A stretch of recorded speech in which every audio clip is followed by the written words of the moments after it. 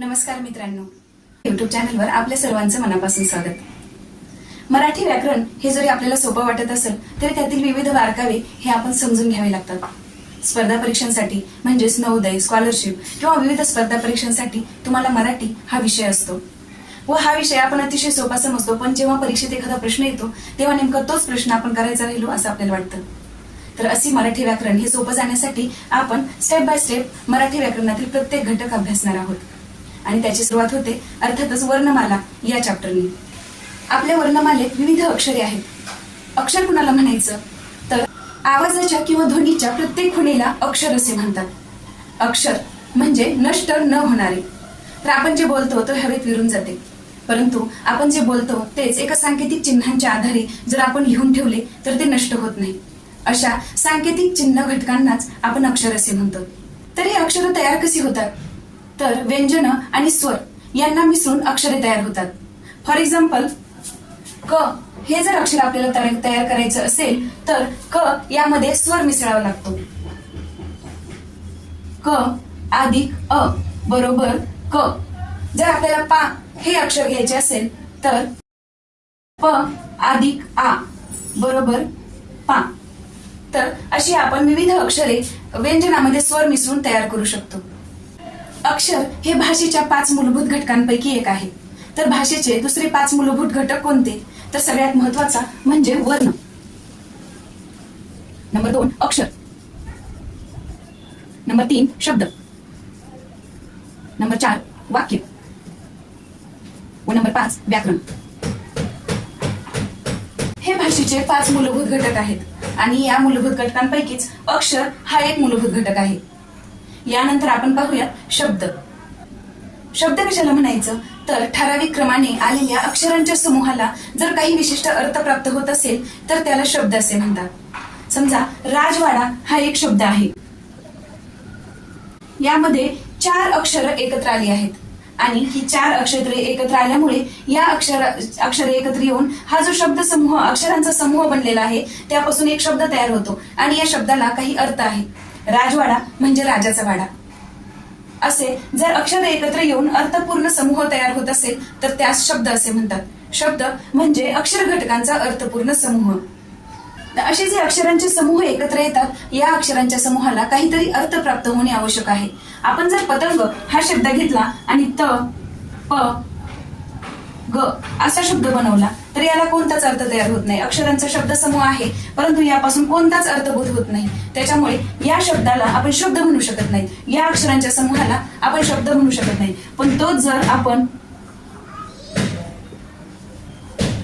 अशा स्वरूपात अर्थपूर्ण शब्द बनवला तर या शब्द असे म्हणतात, कारण पतंग या शब्दापासून आपल्याला अर्थबोध होतो.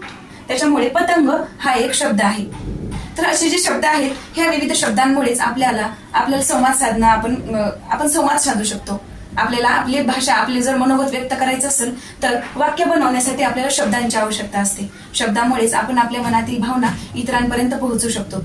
हे जर शब्द आपण क्रमाक्रमाने एका विशिष्ट रचनेमध्ये ठेवले तर त्यापासून वाक्य बनते व आपण संवाद साधू शकतो. त्याच्यामुळं भाषेच्या महत्वाचा घटक शब्द हा एक आहे. यामुळेच मराठी भाषेच्या व्याकरणातील शब्द हा एक महत्वाचा घटक आहे. तोंडावाटे निघणाऱ्या मूलध्वनींना आपण वर्ण असे म्हणतात. आपल्या तोंडावाटे जे मूलध्वनी निघतात, जे अक्षरं निघतात त्यालाच आपण वर्ण असे म्हणतात. आणि असे जे मराठीमध्ये वर्ण आहेत ते एकूण 52 आहेत आणि ह्या 52 वर्णाच्या मालिकेलाच आपण वर्णमाला असे म्हणतो. महाराष्ट्र शासनाने स्वीकारलेल्या वर्णमालेमध्ये एकूण 52 वर्ण आहेत.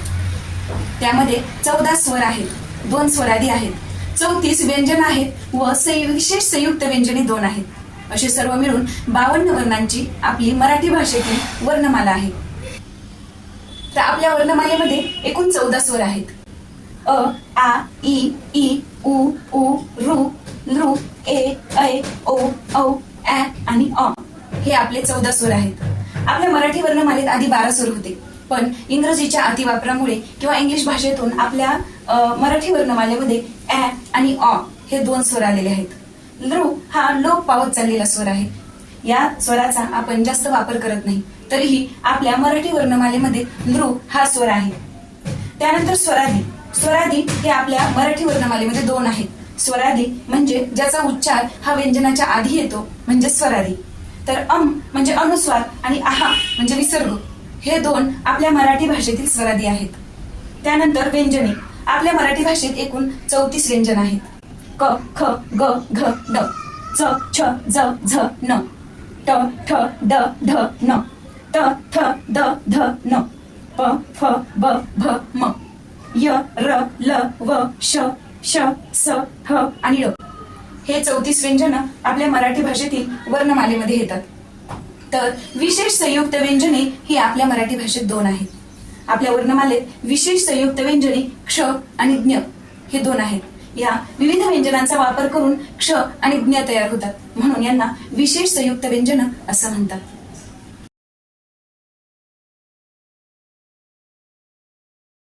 मराठी वर्णमालेमध्ये हे जे 14 स्वर आहेत त्या स्वराचे आणखी 3 प्रकार पडतात. ऱ्हस्व स्वर, दीर्घ स्वर आणि संयुक्त स्वर. तर ते कोणकोणते आपण पाहू. पहिला प्रकार म्हणजे ऱ्हस्व स्वर.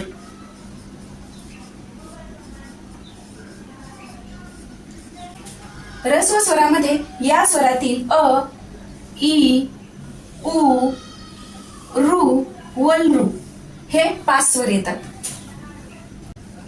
अ, ई, उ, रू व लृ. या स्वरांच्या उच्चार स्थानासाठी लागणारा वेळ यावरून ऱ्हस्व स्वर हा या वर्णाचा प्रकार आहे. अ, ई, उ, रू व लृ हे स्वर उच्चारताना लागणारा जो वेळेचा अवधी आहे तो कमी लागतो, म्हणून याला ऱ्हस्व स्वर असे म्हणतात. तर दुसरा प्रकार म्हणजे दीर्घ स्वर. दीर्घ स्वर या स्वरातील दीर्घ स्वर कशाला म्हणायचं, तर ज्या स्वरांना उच्चारण्यासाठी जास्त अवधी लागतो, जास्त वेळ लागतो, त्यांना दीर्घ स्वर असं म्हणायचं.